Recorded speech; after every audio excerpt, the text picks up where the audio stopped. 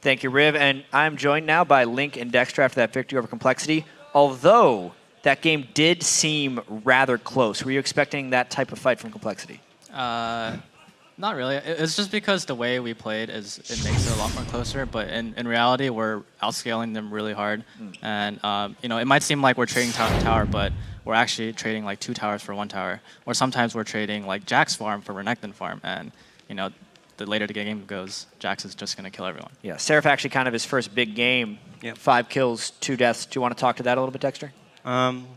We didn't expect that we get Jax this game. We actually expect to get Renekton against Jax in matchup, but they didn't pick Jax at all. And we were like, okay, we have really good picks for the 2-on-2 and 1-on-1. And then the level 1 happened. I mean, he got like 2 kills. And then we were like, okay, this game is basically over because we were in a 1-on-2 lane and Seraph got a lot of farm. Like I do jungle with him and I kind of coordinated him where he has to go. And then we got a lot of farm bot lane because I think they messed up the wave somehow because we got a lot of free farm bot lane and that should not happen. Like at this point, when I saw the big wave, Seraph getting the big wave, I was like, damn, we're actually far ahead. Like even if the goal is close, but if you get Jax through like early game and trade Dragon for like 20 CS on Jax, it's so worth it. Yeah. And we knew that with our composition, we don't want to fight Dragon at all because Renekton is way stronger than Jax in early game fights. And we were just, okay, we give up first or second Dragon, and we traded for Jax farm and for other objectives of the map. And we were like, okay, we just keep trading until Jax can 1-on-1 Renekton. And when he finally could 1-on-1 Renekton, we were like, okay, we just play 1-1-3. Like me, Afromo, and Doublelift at the bot lane with Morgana, and Elise is really strong with the speed, while Link also can 1-on-1 anyone with LeBlanc. And yeah, that was, I mean, even if the goal is close, there's no way that they could beat the 1-1-3 because if you're ever in a position where you get 1-3-1, basically, the game is over. Like if you have 2 solo lanes that are stronger than the opponents and they can't deal with it, the game is over. Yeah. And yeah. Well, it was a strange-looking game from the objective point of view because, like you said, the gold was very close throughout, despite you guys getting the first kills. Was that a worry at all, or Link, were you very just set that this is the way we're going to play the game? It's basically just set that we're going to play the game this way. And obviously, you haven't really seen this kind of playstyle from CLG because we're mostly used to playing like 5v5 rather than this like 1-1-3 team comp.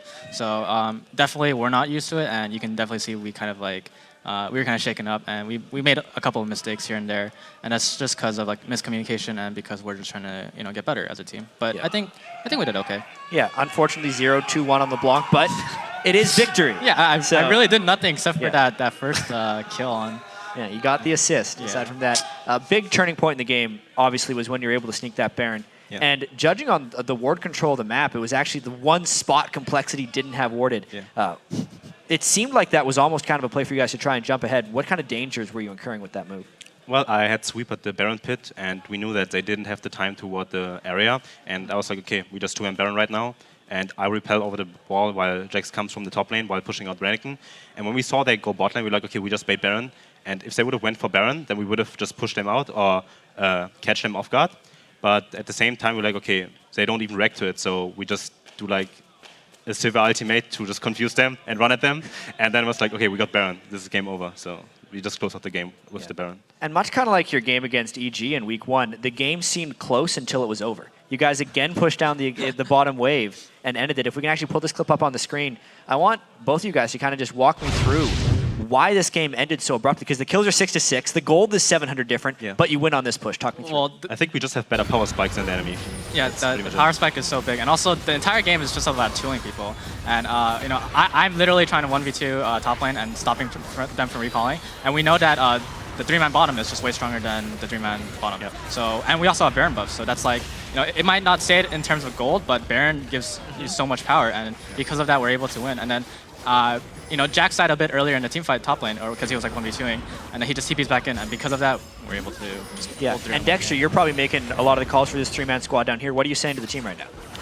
Well, actually, we didn't say anything. We were like, okay, we can turn. Like, we knew they would come at us, and then when we got the binding on the Renekton, we just were like, okay, we can turn. And then we got 3 DPS, I followed up with the cocoon on it, and we just killed him for free, pretty much. And after Renekton is dead, there's nothing that Corki can do against Sivir, because you can poke, like you can special this poke, and you can just run at them with Sivir speed, so there's nothing they can do against it. And Zyra is very immobile too, so the second we killed the front line, the game, like they can't do anything pretty much, because we just run at them. 30 minutes, you end up with 4 kills in that final push, and you moved to 4-2 overall. So it seems like a decent start for you guys, but 2-2 in Super Week. What did you kind of do to regroup a little bit after that 500 start?